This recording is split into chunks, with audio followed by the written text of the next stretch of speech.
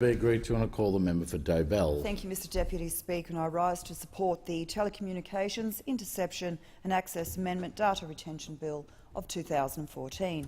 This bill introduces important measures to enhance our national security and better equip our law enforcement agencies to combat crime in our communities. In the past 12 months has been quite difficult for Australia, and we've witnessed unimaginable atrocities that have claimed the lives of innocent Australians. We've also heard of the outstanding work of our law enforcement agencies in preventing numerous attacks on our liberty, values and freedoms.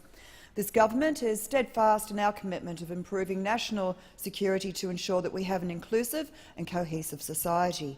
The measures within this bill have drawn a significant degree of commentary.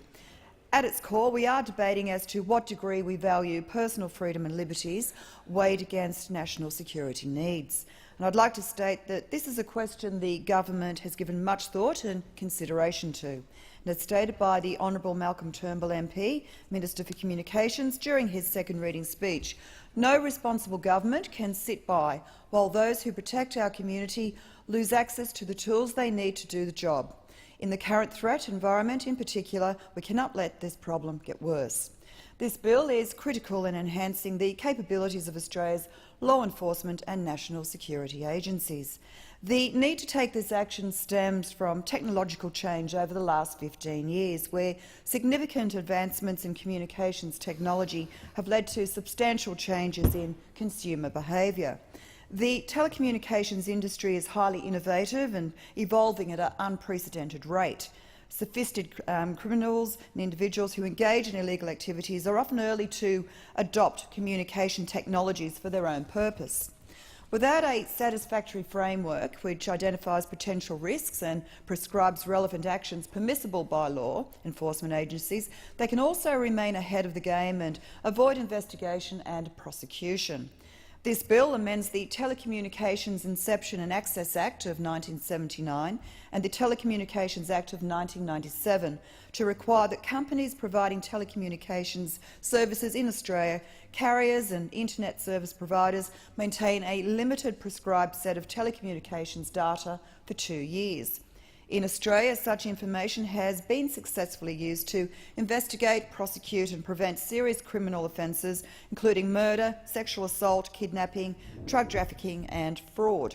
And it's essential that this information be made available for use against activities that threaten national security. The nature of technological advancement has meant that the value of this information has lessened over time. And recently I spoke in Parliament about this government's reforms to enhance the online safety of children using the internet. And this is another area where legislative requirements had failed to keep pace with technological advancement. And as a result, we've witnessed a steady increase in the instances of cyberbullying and threatening behaviour targeting Australian children. Just as some individuals use the internet to carry out cowardly, vicious personal attacks, people and groups threatening Australia's national security are using telecommunication service providers and communications technology to plan and carry out their activities. Existing powers and laws are not adequate to respond to this challenge. Currently, the Telecommunications Interception and Access Act provides for our national security and law enforcement agencies to access information held by a communications service provider in order to investigate criminal offences and other activities that threaten safety and security. The value of this data can be demonstrated with a couple of case studies. In February 2014, the Australian Federal Police received information regarding a person suspected of uploading suspicious photographs to an image-sharing website. 2 different IP addresses were used by the suspect, and requests were submitted to the relevant telecommunications companies to identify the users of the IP addresses. Of the 2 requests submitted, data was not available for one of the individuals. However, data obtained relating to the second IP address identified a user and subscriber and location. This information was subsequently used to obtain search warrants, which identified a large volume of child pornography material and information indicating to possible abuse. The individual in possession of the material was subsequently arrested. This outcome would not have been achieved without the provision of the initial data from the telecommunications company. In this instance, information was obtained for the purpose of identifying individuals involved in illegal activities and to enable further, more specific investigations into their actions. In recent times, we have become aware of this information being used to foil acts of terrorism. The use of metadata to combat the threat of terrorism is not new. In 2005, a combined ASIO and law enforcement operation prevented a mass casualty terrorist attack in Australia. The terrorist plans, including targeting the Melbourne cricket ground on the day of the AFL Grand Final. Telecommunications data was critical to the successful outcomes of the investigation and subsequent trial, where 13 men were convicted on terrorism charges, with custodial sentences of up to 28 years were imposed. It's confronting to think what may have happened on that day had this information not been made available to our law enforcement agencies. The fact is that metadata is used in almost every case to solve crimes such as the two that I've identified as case studies. And it is important that we clearly define what information this bill seeks to retain. Essentially, metadata is information about a communication, but not of its actual content. For example, if two people were communicating via telephone, the metadata would reveal that a number belonging to a particular account was connected to another number at a particular time and for a specific duration. It would not reveal the content of the discussion. Similarly, for internet users, it would reveal that a particular IP address was used to engage in unlawful activity by someone at a particular time. In the context of text messaging, it would reveal the sender, recipient, time and date, but again, not the content. In no way does this legislation enable the government or any of our agencies to access the content of phone calls, text messages or internet usage. And it must be stressed that access to content requires a warrant. And additionally, agencies will be required to obtain a warrant in order to access a journalist's metadata for the purpose of identifying the journalist's source.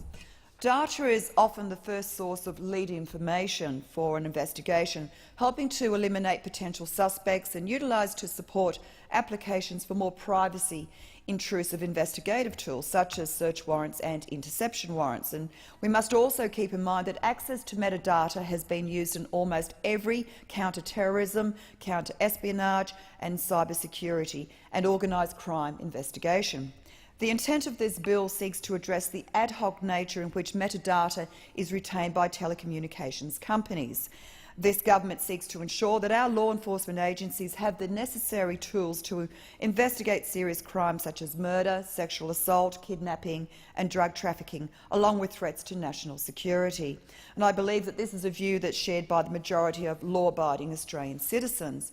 But sadly, these necessary reforms have been described by some members of this parliament as mass surveillance scheme. In addition, the Australian Greens have described this government's proposal as a time of renewed government efforts to intrude, observe and monitor the private lives of ordinary Australians. Well, this is a complete misrepresentation of the intent of this bill, and I, along with my government colleagues, reject this claim. In fact, this bill's statement of compatibility with human rights states, "This bill is compatible with human rights because it promotes a number of human rights. To the extent that it may also limit human rights, those limitations are reasonable, necessary and proportionate."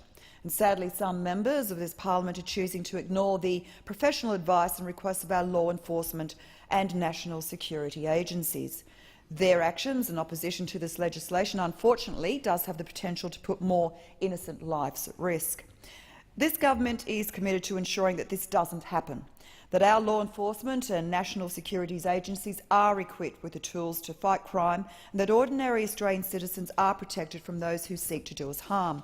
Currently, the Telecommunications Interception and Access Act does not prescribe the type of data telecommunications providers should retain for law enforcement and national security purposes. Moreover, it doesn't specify for how long information should be retained. This is resulting in a significant variation of data retention across the telecommunications industry, and more specifically the type and quality available to law enforcement and national security agencies. Telecommunications organisations currently retain this data based upon business, taxation, billing and marketing needs. Law enforcement and national security agencies have specifically identified the lack of available data as key and growing impediment to the ability to investigate and prosecute serious offences. This bill specifically addresses these concerns by regulating a prescribed, consistent minimum set of standards, records that service providers who provide telecommunications services in Australia must retain for 2 years. This time period has been determined upon the advice of our law enforcement and security agencies. In June 2014, the Parliamentary Joint Committee on Intelligence and Security handed down its report entitled Report of the Inquiry into Potential Reforms of Australia's National Security Legislation. While the report noted the various views of committee members, it did make several recommendations about what a mandatory data scheme should include if implemented. The bill will adopt and formalise several of the committee's recommendations, including mandatory data retention will only apply to telecommunications data, not content, and internet browsing is explicitly excluded. Mandatory data retention be reviewed by the committee 3 years after its commencement. The Commonwealth Ombudsman provide oversight of the mandatory data retention scheme and, more broadly, the exercise of law enforcement agencies' powers under the Telecommunications Inception and Access Act, and an agency's use of and access to telecommunications data will be confined through access arrangements, including a ministerial declaration scheme based on demonstrated investigative or operational needs. These recommendations have been adopted as this government recognises that data retention carries with it genuine concerns about privacy. This bill will ensure a high degree of oversight by the Commonwealth Ombudsman. Comprehensive record keeping will be implemented in relation to the access to and dealing with stored communications by criminal law enforcement agencies and the access to and dealing with telecommunications data by criminal law enforcement agencies and enforcement agencies.